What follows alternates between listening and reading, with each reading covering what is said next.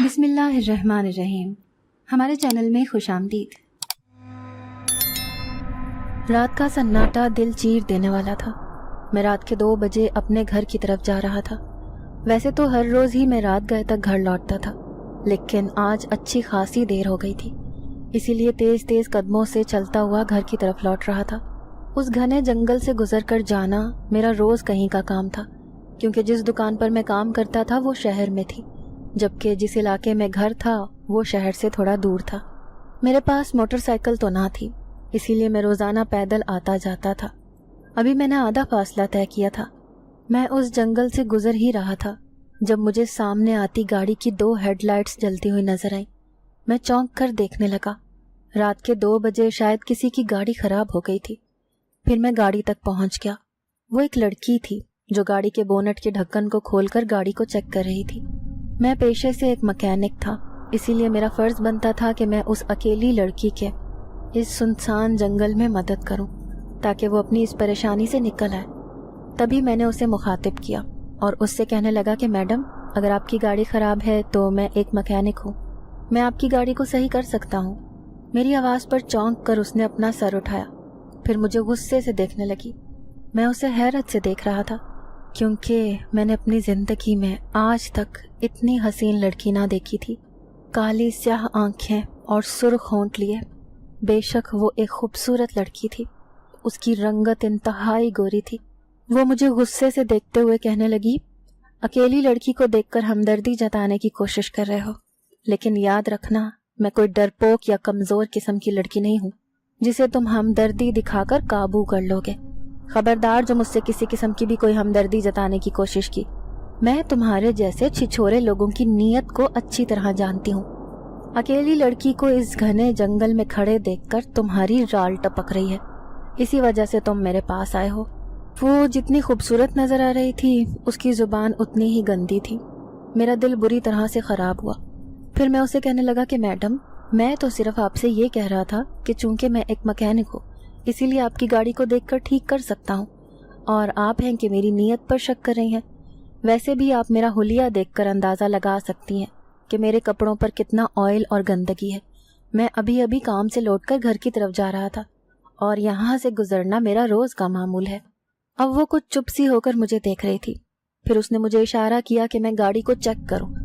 گاڑی کا انجن انتہائی گرم ہو گیا تھا، جس کی وجہ سے گاڑی بند ہو گئی تھی۔ تھوڑی ہی دیر بعد میں نے گاڑی کو صحیح کر دیا تھا۔ پھر میں اس سے کہنے لگا کہ میڈم، آپ گاڑی کو چلا کر چیک کر سکتی ہیں۔ پھر وہ گاڑی میں بیٹھ کر گاڑی اسٹارٹ کرنے لگی۔ گاڑی اسٹارٹ ہو کر چلنا شروع ہو گئی۔ پھر میں بھی دوبارہ گھر کی طرف جانے ہی لگا تھا کہ اس نے پیچھے سے آواز دی، سنیں، اگر آپ اپنے گھر کی طرف جا رہے ہیں تو میں آپ کو چھوڑ دیتی ہوں۔ مجھے اس کی ہمدردی پر حیرت ہوئی۔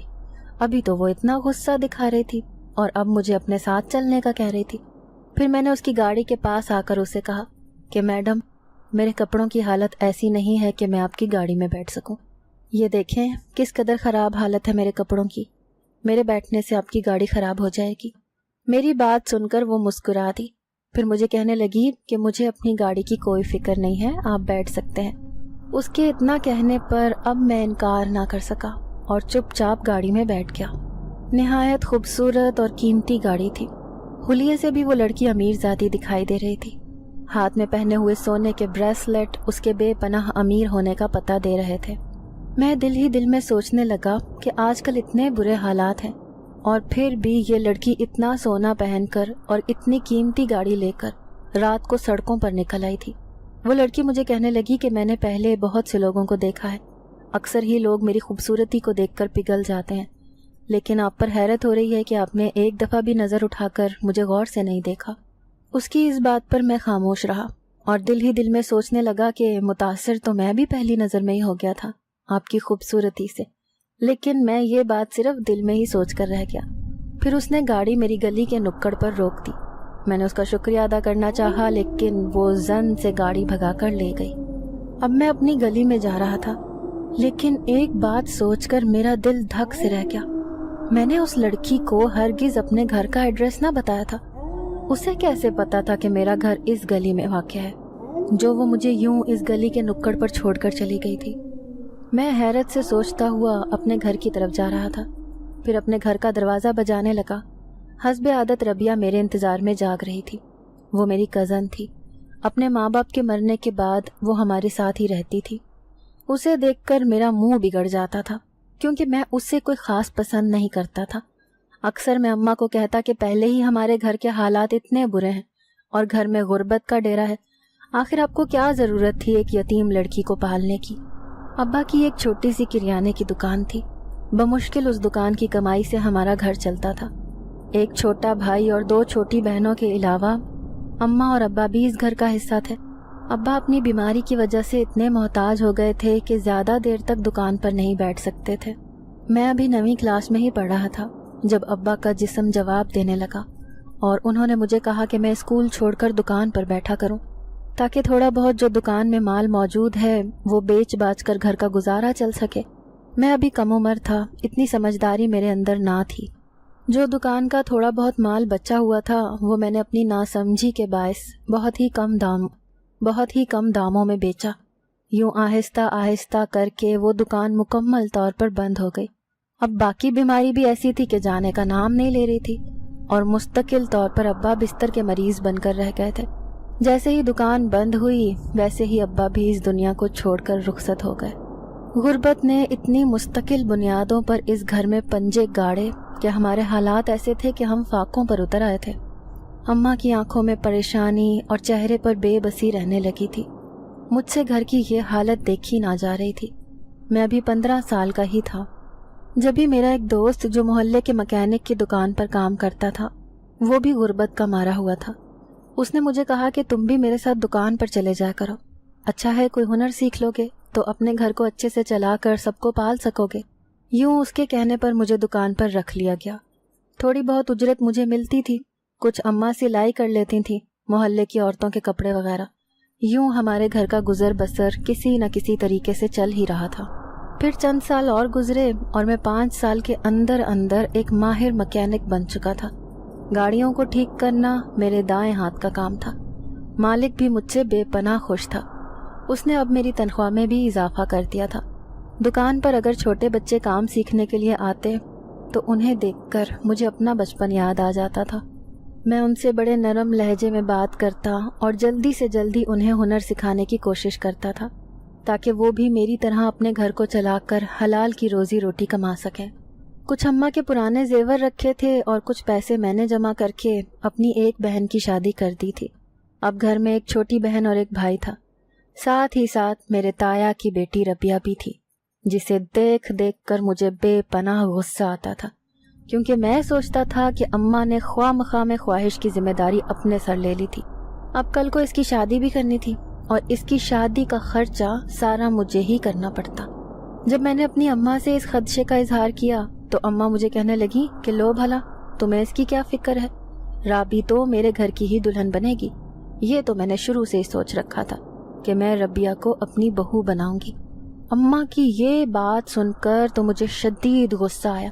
اس کا مطلب یہ ہے کہ میں نے اپنی ساری زندگی غربت کی چکی میں ہی پستے ہوئے گزار دینی تھی۔ میری یہ سوچ تھی کہ میں کسی اچھے گھرانے میں اپنی شادی کرتا تاکہ شادی کے بعد میرے کچھ تو حالات بدل جاتے۔ اسی لیے مجھے ربیہ کچھ خاص پسند نہ تھی۔ میں نے اسے مخاطب کرنا چھوڑ دیا اور اس سے ظاہر کرنے کی کوشش کرتا کہ میں اس شادی پر رضامند نہیں ہوں۔ میری بیزاری دیکھ کر وہ بھی زیادہ تر میرے سامنے آنے سے گریز ہی کرتی تھی۔ آج رات بھی جب میں نے اسے اپنے لیے جاگتا پایا تو اسے دیکھ کر میرا منہ بن گیا۔ وہ مجھ سے کھانے کا پوچھ رہی تھی۔ میں نے اسے بیزاری سے کہا کہ میں خود ہی کچن سے کھانا لے لوں گا، تم سو جاؤ۔ یوں کھانا کھا کر میں آرام سے بستر پر لیٹ گیا۔ لیکن آج میری سوچوں میں وہ خوبصورت سی لڑکی تھی جو بیچ سڑک پر مجھے ملی تھی۔ اس کی گاڑی دیکھ کر اور حلیے سے وہ کوئی امیر زادی لگتی تھی۔ کس قدر حسین لڑکی تھی، نخرہ بھی اس کے اندر تھا، لیکن مجھے دیکھ کر اس نے پہلے غصہ کیا تھا، لیکن جب اس نے دوبارہ مجھ سے بات کی تو اس کا لہجہ میرے لیے نرم تھا۔ نہ جانے وہ کہاں رہتی تھی اور یوں جنگل میں کیسے بھٹکتی پھر رہی تھی۔ اس حسین لڑکی کے خواب دیکھتا دیکھتا میں نیند کی آغوش میں چلا گیا۔ دوسرے دن حسب معمول میں کام پر چلا گیا۔ آج پھر مجھے آتے آتے بہت دیر ہو گئی تھی کیونکہ مکینک کی دکان اکثر ہی رات گئے تک کھلی رہتی تھی۔ صبح میں تھوڑی دیر سے گھر سے نکلتا تھا، کھانا بھی ساتھ لے کر نہ جاتا تھا بلکہ وہیں قریب والے ہوٹل سے لے کر کھانا کھا لیتا تھا۔ رات کا 1 بج رہا تھا جب مالک نے دکان بند کرنے کا کہا۔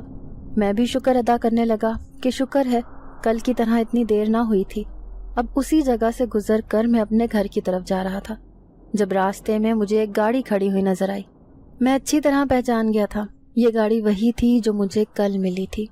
اس گاڑی کے ساتھ ٹیک لگائے وہ لڑکی بھی کھڑی تھی جو لال رنگ کا سوٹ پہن کر نہایت حسین لگ رہی تھی۔ جب میں نے اسے دیکھا تو وہ مجھے دیکھ کر مسکرانے لگی۔ مجھے اپنے حلیے پر شرمندگی ہو رہی تھی۔ بھلا میرے جیسا غریب شخص اس امیر زادی کے آگے کیا اوقات رکھتا تھا؟ وہ مجھے دیکھ کر کہنے لگی کہ سنو، میں تمہارا کب سے انتظار کر رہی تھی۔ تمہیں شاید پتہ نہیں ہے، تم نے کل جس طرح میری مدد کی تھی مجھے بہت اچھا لگا تھا۔ میں نے سوچا کہ آج تمہارا اچھے طریقے سے شکریہ ادا کر سکوں تاکہ تم نے جو مجھ پر احسان کیا تھا اسے چکایا جا سکے۔ اس کی بات سن کر میں شرمندہ ہو گیا، پھر اسے کہنے لگا کہ نہیں میڈم، میں تو فقط ایک چھوٹا سا کام کیا تھا۔ یہ میرا فرض تھا کہ میں کسی اکیلی لڑکی کو پریشانی میں مبتلا دیکھ کر اس کی پریشانی دور کروں۔ پھر وہ لڑکی مجھے کہنے لگی کہ یہی تو عادت تمہاری مجھے اچھی لگی ہے، تم مجھے اچھے لگے ہو، اسی لیے میں تم سے دوستی کرنا چاہتی ہوں۔ اس امیر لڑکی کی یہ بات سن کر تو میں ہکا بکا رہ گیا۔ میری حیرت پر وہ کہنے لگی کہ میں کسی اچھے انسان کی تلاش میں تھی جو میرے دکھ درد سمجھ کر مجھ سے دوستی کر سکے۔ میں اپنی زندگی میں بہت تنہا اور اکیلی ہوں۔ دولت کی میرے پاس کمی نہیں ہے لیکن میرے پاس سکون نہیں ہے۔ تم مجھے ایک اچھے انسان نظر آتے ہو، تمہارا نام کیا ہے؟ پھر میں اسے کہنے لگا کہ میرا نام شہوار ہے، میں ایک غریب سا مکینک ہوں، میں آپ کی دوستی کے ہرگز قابل نہیں ہوں۔ وہ میری بات سن کر مسکرانے لگی، کہنے لگی کہ میرا نام مایا ہے، یہاں سے تھوڑی دور میرا بنگلہ ہے جہاں میں رہتی ہوں۔ میرے ماں باپ باہر ملک میں رہتے ہیں، اسی لیے میں اس بنگلے میں اکیلی ہی رہتی ہوں۔ یہاں میں نئی آئی ہوں تو اسی لیے مجھے زیادہ لوگوں کی جان پہچان نہیں ہے۔ تم میرے ساتھ چلو، ہم کہیں باہر گھومنے چلتے ہیں۔ مایا کی بات سن کر تو میں حیران رہ گیا، بھلا رات کے 2 بجے ہم کہاں گھومنے پھرنے جا سکتے تھے؟ پھر میں اسے کہنے لگا کہ مجھے آپ سے دوستی کرنے پر کوئی اعتراض نہیں ہے، لیکن آج مجھے بہت دیر ہو گئی ہے اور میری ماں گھر پر انتظار کر رہی ہوگی، اس لیے میں آپ سے وعدہ کرتا ہوں کہ کل میں کام جلدی ختم کر کے چھٹی لے کر آؤں گا، پھر آپ جہاں کہیں گی میں آپ کے ساتھ چلوں گا۔ میری بات سن کر وہ خوش ہو گئی، پھر مجھے کہنے لگی کہ ٹھیک ہے، میں کل رات 8 بجے آپ کا انتظار کروں گی، یہیں اسی جگہ پر۔ پھر وہ مجھے ہاتھ ہلا کر مسکراتی ہوئی گاڑی بھگا کر لے گئی۔ میں دور تک اس کی گاڑی کو جاتا ہوا دیکھتا رہا۔ اتنی خوبصورت لڑکی اور مجھ سے دوستی کی خواہاں تھی۔ مجھے اپنی قسمت پر یقین نہیں آ رہا تھا۔ یہی تو میرا خواب تھا کہ میں کسی امیر زادی سے شادی کروں تاکہ میرے حالات بدل جائیں۔ شاید قدرت بھی مجھے ایک موقع دینا چاہتی تھی۔ جب میں گھر پہنچا تو میرے لب خود بخود مسکرا رہے تھے۔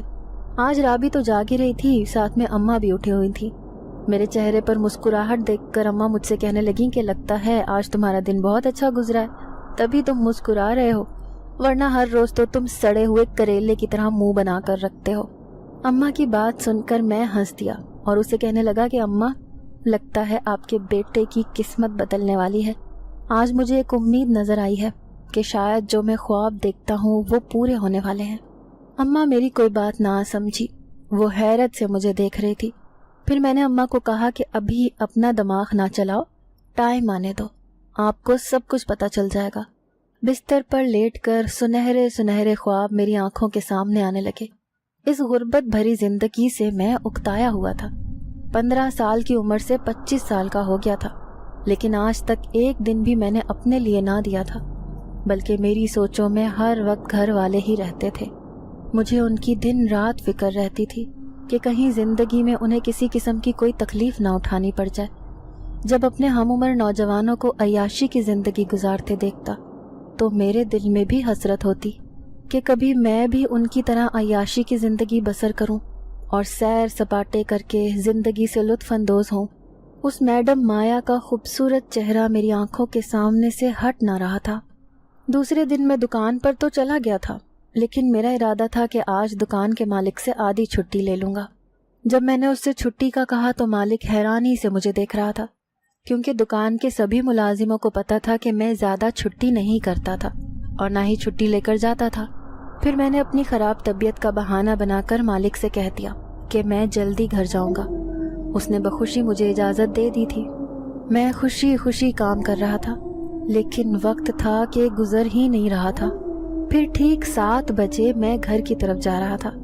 میں گھر پہنچ کر صاف ستھرے کپڑے پہن لینا چاہتا تھا، کیونکہ اس حلیے میں تو میں ہرگز میڈم مایا کے ساتھ گھومنے پھرنے کے لیے نہیں جانا چاہتا تھا۔ جیسے ہی میں جلدی گھر گیا تو اماں اور سارے گھر والے مجھے جلدی کام سے واپس آتا دیکھ کر حیران تھے۔ اماں فکر مندی سے مجھے کہہ رہی تھیں کہ تمہاری طبیعت تو ٹھیک ہے نا؟ میں نے اماں کو کہا کہ ہاں، مجھے کہیں جانا ہے، اسی لیے آپ میرے کپڑے نکال دیں۔ میں نے نہا دھو کر کپڑے بدل لیے۔ اپنے آپ کو میں خوشبو سے تر کرنے لگا۔ آج میں بالکل صاف ستھرے حلیے میں مایا کے سامنے جانا چاہتا تھا۔ پھر میں نے آئینے میں دیکھ کر اپنے بال سنوارے۔ بلا شبہ اللہ نے خوبصورتی جیسی نعمت سے مجھے بھی نواز رکھا تھا۔ میں نے دیکھ لیا تھا کہ رابعہ حیرت سے چپکے مجھے دیکھ رہی ہے۔ اسے شاید میری اتنی تیاری کی وجہ سمجھ نہ آ رہی تھی۔ مجھے کسی کی کوئی پرواہ نہ تھی۔ میں سب کو یوں ہی حیران پریشان چھوڑ کر گھر سے نکل آیا تھا۔ 8 بجنے ہی والے تھے۔ جیسے ہی میں اس جگہ پر پہنچا تو مجھے یہ دیکھ کر حیرت ہوئی کہ مجھ سے پہلے ہی فریا گاڑی میں میرا انتظار کر رہی تھی۔ اس نے مجھے یہاں دیکھا تو مجھے دیکھ کر مسکرانے لگی، کہنے لگی کہ مجھے نہیں پتا تھا کہ تم صاف ستھرے لباس میں بھی اور زیادہ حسین لگتے ہو۔ مایا کی تعریف سن کر میں کچھ شرمندہ سا ہو گیا۔ وہ بھی کسی سے کم نہیں لگتی تھی، بلکہ حسن کی ملکہ تھی۔ اب میں اس کے ساتھ اس کی گاڑی میں موجود تھا۔ پھر اس نے گاڑی ہواؤں کے سپرد کر دی۔ وہ بہت ریش ڈرائیونگ کر رہی تھی۔ زندگی میں اتنی قیمتی گاڑی میں میں پہلی بار بیٹھا تھا۔ میرے ساتھ اتنی حسین لڑکی تھی جو مجھے اپنا دوست کہہ رہی تھی۔ پھر ہم دونوں وہاں سے تھوڑی دور ایک نہر کے کنارے جا پہنچے۔ وہ نہر ایک گہرے گھنے جنگل میں تھی۔ اس نہر کے کنارے پر بیٹھ کر ہم دونوں باتیں کرنے لگے۔ وہ مجھ سے پوچھ رہی تھی کہ اگر تم اتنے ماہر مکینک ہو تو اپنی دکان کیوں نہیں بنا لیتے ہو؟ کیوں اپنی زندگی اس غربت میں بسر کر رہے ہو؟ میں اس کی بات سن کر حیران تھا، کیسے اس نے میرے دل کا حال پڑھ لیا تھا۔ پھر میں اسے کہنے لگا کہ مایا جی، غربت سے نکلنے کے لیے دولت کی ضرورت ہوتی ہے، جو کہ میرے پاس بالکل بھی نہیں ہے۔ مجھے دکان کا مالک اتنی ہی تنخواہ دیتا ہے کہ بمشکل گھر کا گزارا چل سکے۔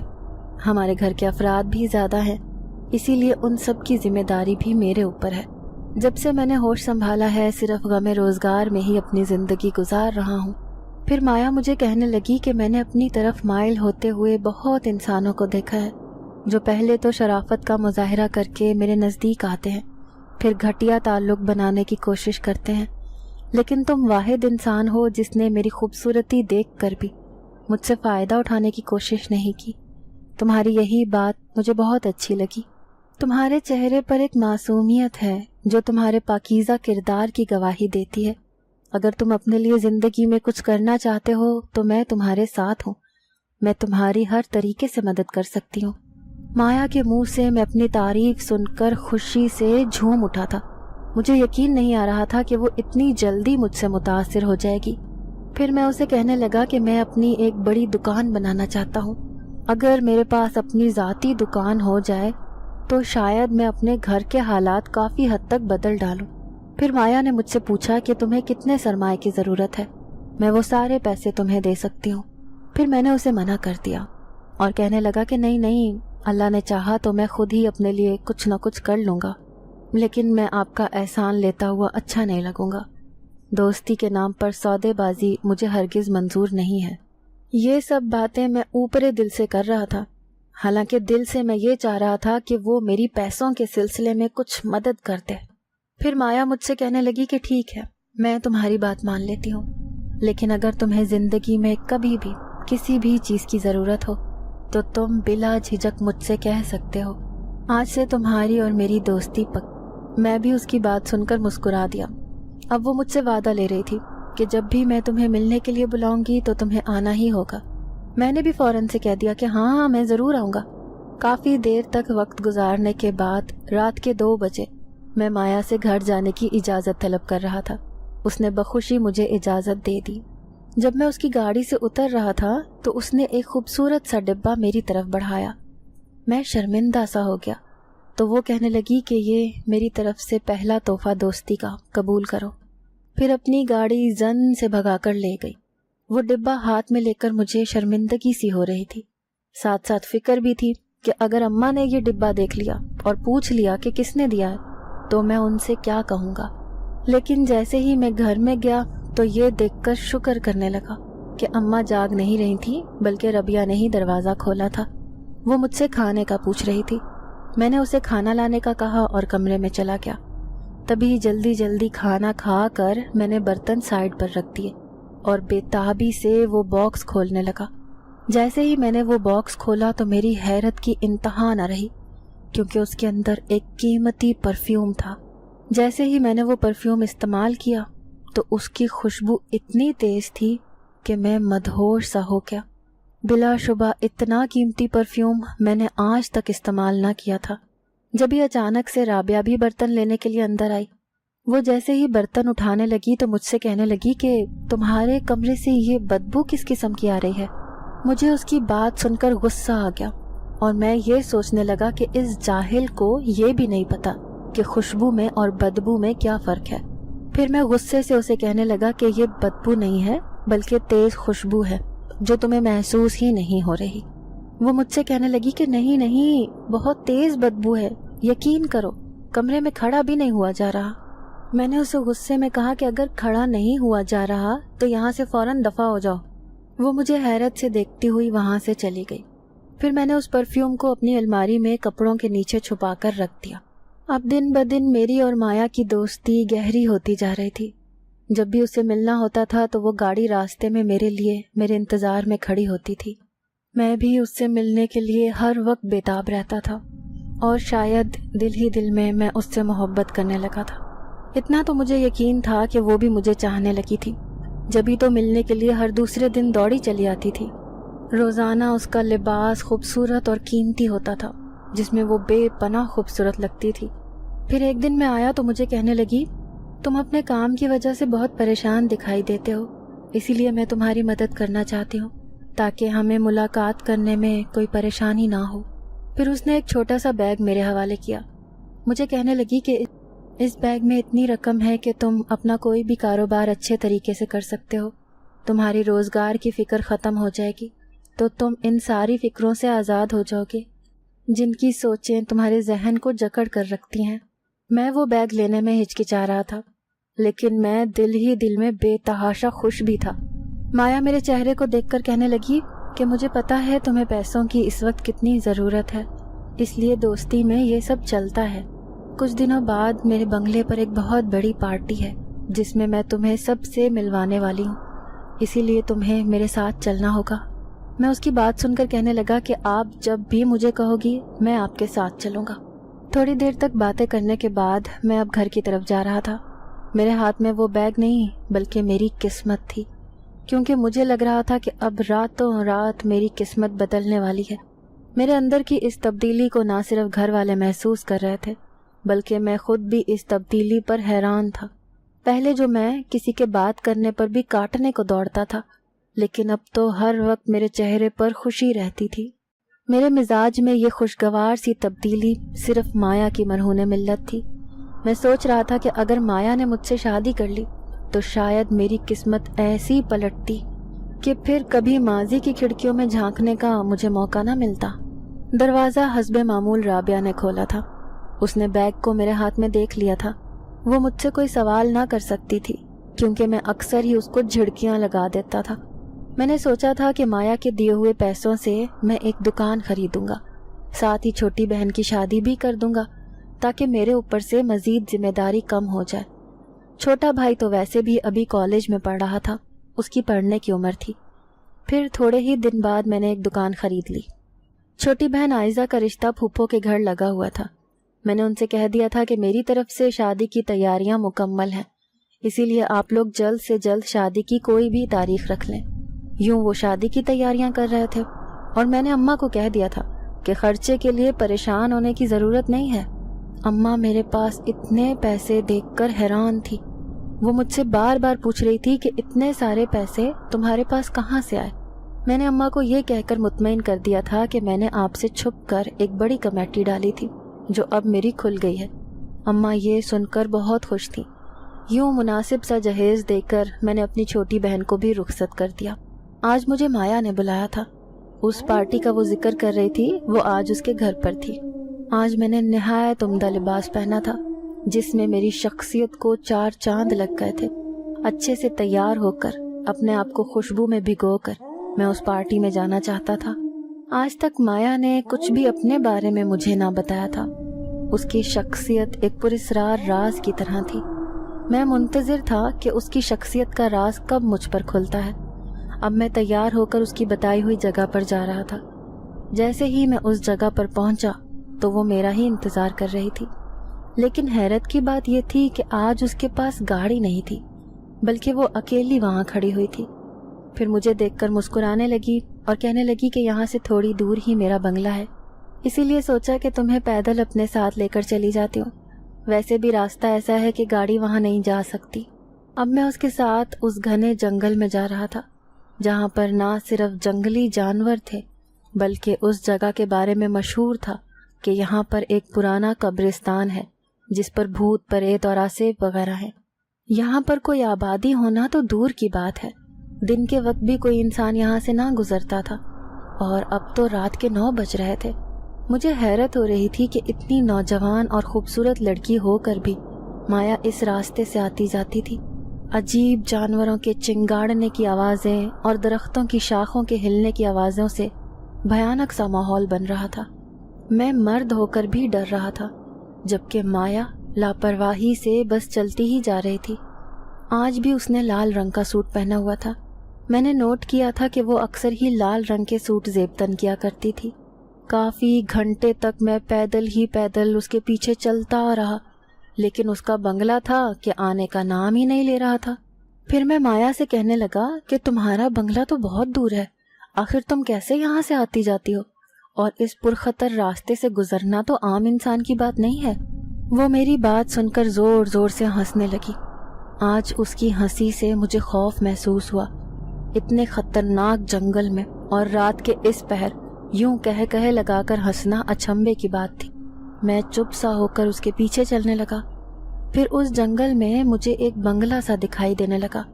देखने में वो पुराना लगता था। हल्की हल्की रोशनी उस बंगले के अंदर से आ रही थी। अब मैं थोड़ा बेफिक्र हो गया कि शायद यही माया का था। फिर माया ने पीछे मुड़कर मुझे देखा, कहने लगी कि यही मेरा घर है, मैं यहाँ रहती हूँ, चलो अंदर, सब हमारा इंतज़ार कर रहे हैं। मैं उसके पीछे पीछे जा रहा था। मैं सोच रहा था कि न जाने कितने अमीर लोग होंगे। अमीरों की पार्टियों में अक्सर ही अमीर लोग ही शरीक होते हैं। जब मैं अंदर आया तो ऐसा लग रहा था कि वो बंगला जो बाहर से खस्ता हाल था, लेकिन अंदर से भरपूर खूबसूरती से सजाया गया था। उनमें से कोई भी मेरी तरफ मतवज्जा ना हुआ। माया उस पार्टी में मुझे छोड़कर खुद न जाने कहाँ गायब हो गई थी। मैं हवन्नकों की तरह वहाँ खड़ा एक एक की शक्लें देख रहा था। सारे ही नौजवान लड़के और लड़कियां थी, एक भी बड़ी उम्र का इंसान ना था उनमें। फिर माया हंसती हुई सीढ़ियों से उतरकर नीचे आने लगी। उसके साथ एक और लड़की भी थी जो उसकी तरह ही खूबसूरत थी। फिर उस लड़की को लेकर माया मेरी तरफ आने लगी। वो लड़की मेरी तरफ देखकर कह रही थी कि अच्छा, यही है वो शाहकार जिसे तुमने पसंद किया है, देखने में तो अच्छा है, भला क्या नाम है इसका? फिर माया उसे कहने लगी कि इसका नाम दाऊद है। फिर वो लड़की मुझे कहने लगी कि दाऊद साहब, क्या आप वाकई मेरी दोस्त माया को पसंद करते हैं और इससे शादी करना चाहते हैं? मैंने उसकी बात सुनकर सर झुका लिया और उसे कहने लगा कि अगर माया जी मुझे इस काबिल समझती हैं तो मैं उनसे शादी करने को तैयार हूँ। फिर माया की दोस्त उसे कह रही थी कि क्या तुमने इसे अपने बारे में सब कुछ बता दिया है? अगर कल को इसे सब कुछ पता चल गया और इसने तुम्हारा असल चेहरा देख लिया तो ये तो उल्टे कदमों यहाँ से भाग जाएगा। वो दोनों आपस में क्या बातें कर रही थी, मुझे कुछ समझ नहीं आ रहा था। माया उसे गुस्से से देख रही थी। फिर माया ने मुझे कहा कि आओ दाऊद, मैं तुम्हें सबसे मिलवाती हूँ। अब वो सबसे मेरा तारुफ करवा रही थी। सब लोग पलट पलट के मुझे देख रहे थे। पता नहीं क्यों उन सब की नज़रों में मुझे अपना मजाक उड़ाती हुई महसूस हो रही थी। جبھی لذیذ کھانے کی خوشبو ہر طرف پھیلنے لگی۔ مایا نے ایک پلیٹ مجھے لا کر تھمائی۔ اتنا لذیذ کھانا میں نے آج تک اپنی زندگی میں نہیں کھایا تھا۔ پتہ نہیں وہ کس جانور کا گوشت تھا، لیکن نہایت عمدہ ذائقہ تھا اس کا۔ اب ہم دونوں ایک ہی پلیٹ میں سے کھانا کھا رہے تھے۔ میں ابھی کھانا کھا رہا تھا جب میری نظر اچانک سامنے لگے ہوئے دیوار کے آئینے پر پڑی۔ اس آئینے میں میرا عکس تو بھرپور نظر آ رہا تھا، لیکن مایا جو میرے ساتھ ہی کھڑی تھی، اس کا عکس ہرگز شیشے پر نہ ابھر رہا تھا۔ میں حیرت سے بار بار کبھی شیشے کی طرف دیکھتا تو کبھی مایا کی طرف۔ پھر میں نے چاروں طرف نظریں گھمانا شروع کر دی۔ وہاں پر جتنے بھی موجود لوگ تھے، کسی کا عکس بھی شیشے پر نہ ابھر رہا تھا، حالانکہ ساری دیواروں پر بڑے بڑے شیشے آویزاں تھے۔ اچانک ہی میرے ذہن کو جھٹکا لگا۔ وہاں صرف کھڑا ہوا اکیلا تنہا میں انسان تھا۔ اگر صرف شیشے پر میرا ہی عکس تھا تو باقی سب لوگ کون تھے؟ پھر جیسے سب کچھ بدلنے لگا۔ وہ حسین دکھنے والا بنگلہ اچانک سے ایک کھنڈر میں تبدیل ہوتا ہوا نظر آ رہا تھا۔ جبھی میری نظر اوپر سیڑھیوں پر کھڑی مایا کی دوست کی طرف پڑی۔ شاید اس نے میری شکل کے زاویے پہچان لیے تھے۔ وہ زور زور سے کہہ لگا کر ہنس رہی تھی۔ ایک دم اس کی شکل بدلنے لگی اور وہ خوبصورت لڑکی سے ایک کالی کلوٹی جن زادی کی شکل میں ڈھلنے لگی۔ جب میں نے اس کی شکل یوں بدلتے دیکھی تو بے اختیار میرے منہ سے چیخیں نکل گئی۔ مایا مجھے حیرت سے دیکھ رہی تھی۔ جیسے ہی میں نے چیخنا شروع کیا تو وہاں پر موجود سارے لوگوں کی شکلیں خود بخود بدلنے لگی۔ وہ جو تھوڑی دیر پہلے خوبصورت لباس میں خوبصورت انسان نظر آ رہے تھے، اب ایک دم سے ہی اپنے اصلی روپ میں آ گئے تھے۔ میں نے مایا کی طرف دیکھا تو دھیرے دھیرے اس کا وجود بھی تبدیل ہو رہا تھا۔ ان سب کے قد ایک دم لمبے ہو گئے تھے اور شکلیں بھیانک۔ اب میں الٹے قدموں وہاں سے بھاگ رہا تھا۔ پیچھے مایا مجھے اپنی اصلی حالت میں آوازیں دیتی ہوئی بھاگ رہی تھی، لیکن کسی بھی صورت میں وہاں رکنا نہیں چاہتا تھا۔ میں سمجھ گیا تھا کہ یہ پراسرار لڑکی کوئی انسان نہیں بلکہ ایک جن زادی تھی، جو گھنے جنگل میں مجھ سے ایک بار ٹکرا کر میرے پیچھے پڑ گئی تھی۔ اب میں ایسے بھاگ رہا تھا جیسے میرے پیچھے موت کے فرشتے پڑے ہوں۔ کافی دور تک تو مایا نے میرا پیچھا کیا، پھر شاید تھک ہار کر وہ وہاں سے غائب ہو گئی۔ میرا جسم خوف سے لرز رہا تھا۔ اتنا بھرپور مرد ہو کر بھی میں اپنے آپ کو کسی بچے سے کم نہیں سمجھ رہا تھا۔ جنگل کے پرخطر راستے مجھے سمجھ نہیں آ رہے تھے۔ میں اس پرانے قبرستان کے بیچوں بیچ کھڑا تھا جو اس جنگل میں موجود تھا۔ کبھی اس راستے پر آیا ہی نہ تھا، تو اسی لیے باہر جانے کا راستہ مجھے مل ہی نہیں رہا تھا۔ پھر میں بے بسی سے رونے لگا۔ اپنے آپ کو جتنا ہوشیار سمجھ رہا تھا، آج وہ ساری ہوشیاری ہوا ہو گئی تھی۔ اس جن زادی نے سبز باغ دکھا کر مجھے اپنے بس میں کر لیا تھا۔ میں بھی امیر ہونے کا سپنا آنکھوں میں سجا کر بنا کسی کو بتائے اس سے ملاقات کیے جا رہا تھا، اور کبھی بھی یہ جاننے کی کوشش نہیں کی کہ وہ کہاں سے آتی ہے اور رات کے اس پہر اکیلے جنگل میں کیا کر رہی ہوتی ہے۔ پوری رات میں جنگل میں بھٹکتا رہا۔ آخر کار پیدل چلتے چلتے میں سڑک تک پہنچنے میں کامیاب ہو ہی گیا۔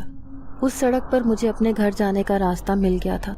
آج میری حالت ایسی ہو رہی تھی جیسے میں صدیوں سے بھٹکتا پھر رہا تھا۔ بڑی مشکل سے میں گھر پہنچا تھا۔ اماں نے جب میری ایسی حالت دیکھی تو وہ بہت پریشان ہو گئی۔ مجھے تیز بخار ہو گیا تھا، جو شاید خوف کی وجہ سے ہوا تھا۔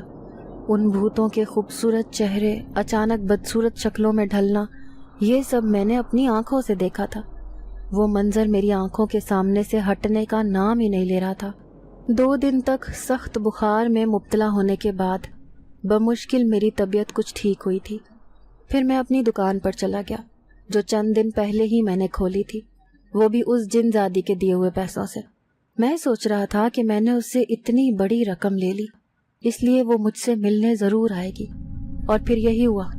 پھر کچھ دن کے بعد میں دکان سے گھر کی طرف جا رہا تھا تو راستے میں مایا کھڑی میرا انتظار کر رہی تھی۔ میں اس کی طرف دیکھ بھی نہیں پا رہا تھا۔ خوف کی کیفیت مجھ پر حاوی تھی۔ پھر وہ مجھ سے کہنے لگی کہ سنو داؤد، میں تم سے کچھ کہنا چاہتی ہوں۔ اس کی بات سن کر میں رک گیا، پھر دل مضبوط کر کے اسے کہنے لگا کہ تم نے انسان ہونے کا ڈرامہ کر کے مجھ سے دھوکہ کیا ہے۔ تم جو کچھ اپنے بارے میں بتاتی تھی وہ سب جھوٹ تھا۔ تم انسان نہیں बल्कि तुम एक जिन जाती हो जो लड़की बनकर मुझसे मोहब्बत का नाटक कर रही थी। वो मेरी बात सुनकर उदासी से मुझे कहने लगी कि हाँ, तुम सही कह रहे हो, मैं एक जिन जाती हूँ, लेकिन मुझे सच में तुमसे मोहब्बत हो गई थी, इसीलिए मैं तुम्हारे पीछे पड़ गई थी। मैं अपनी दुनिया में खुश थी, लेकिन मुझे इंसानों की दुनिया देखने का भी शौक था। इसीलिए जब मैं खूबसूरत लड़की का रूप धार कर इंसानों की दुनिया में गई तो ये देखकर मुझे बड़ी हैरत हुई कि इंसानों की नीयत किस कदर गलीज होती है। उनकी आंखों से हिर्स और लालच टपकता है। अक्सर मैं रात के आधे पहर घूमने फिरने के लिए निकलती थी। अगर मुझे कोई इंसान टकरा जाता तो वो मुझे देखते ही उसकी नीयत में फतूर आ जाता था और वो मुझसे ज़बरदस्ती करने की कोशिश करता, लेकिन फिर मैं अपनी असली हालत में आकर उसे इतना डराती कि शायद वो ज़िंदगी में दोबारा कभी किसी लड़की की तरफ बुरी नीयत से ना देखता होगा। मुझे सिर्फ इंसानों की दुनिया देखने का शौक था, इसीलिए मैं अपने शौक की खातिर लड़कियों का रूप धार कर जगह जगह घूमने फिरने जाया करती थी। मैं सोचती थी कि अगर मेरी जगह हकीकत में कोई लड़की किसी मुसीबत या परेशानी में गिरफ्तार होती होगी तो लोग उसका क्या हाल करते होंगे। उस दिन भी मैं गाड़ी लिए इस जंगल में खड़ी थी जब तुम्हारा वहाँ से गुजर हुआ। मैं दिल ही दिल में सोच रही थी कि तुम भी आज अपनी गंदी नीयत का फतूर मेरे ऊपर जाहिर करोगे, लेकिन मुझे हैरत हुई जब तुमने चुपचाप मेरी गाड़ी ठीक की और वापस जाने लगे। बिलाशुबा तुम्हारी नज़रों में मेरे लिए एहतराम और इज्जत थी। मुझे तुम्हारी यही अदा बहुत अच्छी लगी, क्योंकि आज तक जितने भी मर्दों से मेरा टकराव हुआ था उन सब ने ही मेरी खूबसूरती का फ़ायदा उठाने की कोशिश की थी।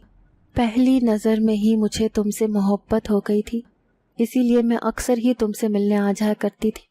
तुम्हारे चेहरे की परेशानियां बताती थी कि तुम किस कदर अपने हालात के आगे मजबूर हो और गुर्बत ने तुम्हारी ज़िंदगी के तमाम रंग छीन लिए हैं। मैं बस किसी भी तरीके से तुम्हारी मदद करना चाहती थी। अगर मेरा मकसद तुम्हें कोई नुकसान पहुंचाना होता तो वो मैं अब तक पहुंचा चुकी होती। मैं तुमसे सिर्फ ये कहना चाहती हूँ कि अगर ज़िंदगी में तुम्हें कभी भी मेरी ज़रूरत हो तो मुझे बस एक बार याद कर लेना। अपने दिल में मेरे लिए कभी नफ़रत को ना रखना, क्योंकि मैं अपने लिए तुम्हारी आंखों में सिर्फ मोहब्बत देखना चाहती हूँ।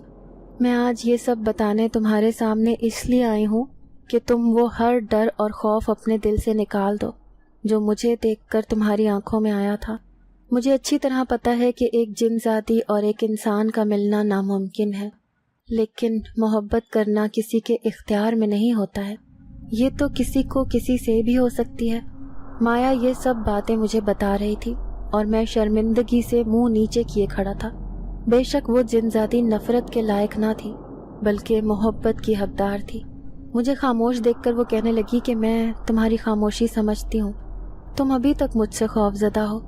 अगर तुम्हें मुझसे इतना डर लगता है तो ठीक है, आइंदा मैं तुम्हारे सामने हरगिज़ नहीं आऊँगी।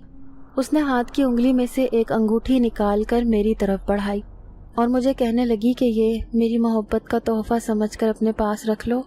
ये एक नायाब हीरा है।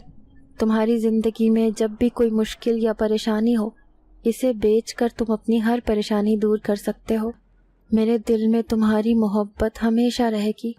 वो ये कहकर वहाँ से गायब होने वाली थी जब एकदम मैंने उसे पुकारा।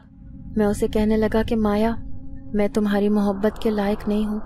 मैंने जब तुम्हें देखा तो मेरे जहन में भी यही ख्याल आया था कि मैं तुमसे ताल्लुक़ बनाकर अपनी ज़िंदगी को बदल सकता हूँ। चूँकि तुम एक अमीरज़ादी नज़र आती थी, इसलिए मैंने भी यही सोचा था कि तुमसे शादी करके मैं भी अमीर हो जाऊँगा और तुम अपनी सारी दौलत मुझे दे दोगी। शायद मेरी मोहब्बत में लालच और हिर्स शामिल था जब भी मेरे साथ ये सब कुछ हुआ है। तुमने मुझसे भले ही एक पाकीज़ा मोहब्बत की है, लेकिन मेरी मोहब्बत लालची थी। मैं तुमसे हाथ जोड़कर माफ़ी मांगता हूँ कि मुझे माफ़ कर दो। मैंने तुमसे हकीकत में मोहब्बत नहीं की थी, बल्कि दौलत को पाने के लालच में मैं तुमसे मोहब्बत करने लगा था। माया सारी बातें हैरत से सुन रही थी। फिर मुझे कहने लगी, तुम्हारे दिल में जो भी था, लेकिन तुम्हारी आंखों की पाकीज़गी इस बात की गवाही देती है कि तुमने कभी भी मुझ पर बुरी नज़र ना डाली थी, और यही बात मुझे अच्छी लगती है। लेकिन ज़िंदगी में कभी भी इस दोस्त की कमी महसूस हो तो बस एक बार आंखें बंद करके मुझे याद कर लेना। یہ کہہ کر مایا ہمیشہ ہمیشہ کے لیے میری آنکھوں کے سامنے سے غائب ہو گئی۔ میں حیران ہو رہا تھا کہ میری زندگی میں یہ کیسی پہیلی مایا کی صورت میں آئی تھی۔ میں جو عشق کا بخار چڑھا کر اپنی زندگی میں خوشحال ہونے کا سوچ رہا تھا، اب میں بجھا بجھا سا رہنے لگا۔ میں اب سوچتا تھا کہ شاید میں بھی ایک لالچی انسان ہوں اور اپنے حالات بدلنے کے لیے مایا کا سہارا لینا چاہتا تھا۔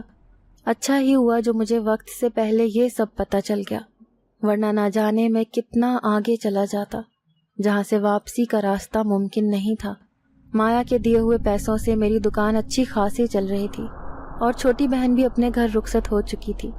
اب اماں مجھ سے اصرار کر رہی تھی کہ میں بھی شادی کر کے اپنا گھر بسا لوں تاکہ ربیہ کی ذمہ داری بھی پوری ہو جائے۔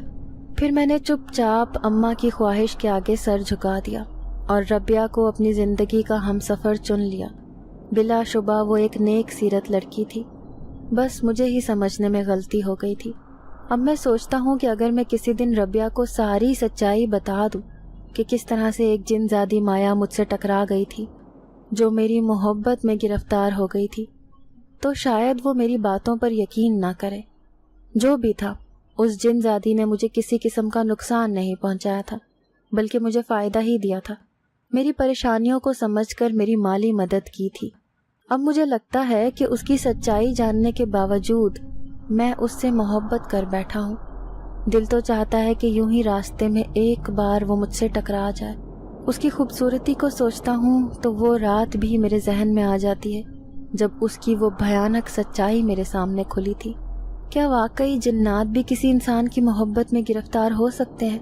اس محبت کی خلش آج بھی میرے دل میں رہتی ہے اور میں سوچتا ہوں کہ کاش وہ جن زادی مایا میری زندگی میں آئی ہی نہ ہوتی۔ دل کے کسی کونے میں آج بھی محبت کی وہ کھڑکی کھلتی ہے جس پر مایا نے دستک دی تھی۔ ناظرین، اگر آپ کو آج کی یہ کہانی اچھی لگی ہو تو ویڈیو کو لائک ضرور کریں۔ اگر آپ کو ایسی دہشت ناک دل کو جکڑ دینے والی کہانیاں پسند ہیں تو ایسی ایک کہانی روزانہ سننے کے لیے ہمارے چینل کو سبسکرائب کریں۔ اجازت چاہتے ہیں، اللہ حافظ۔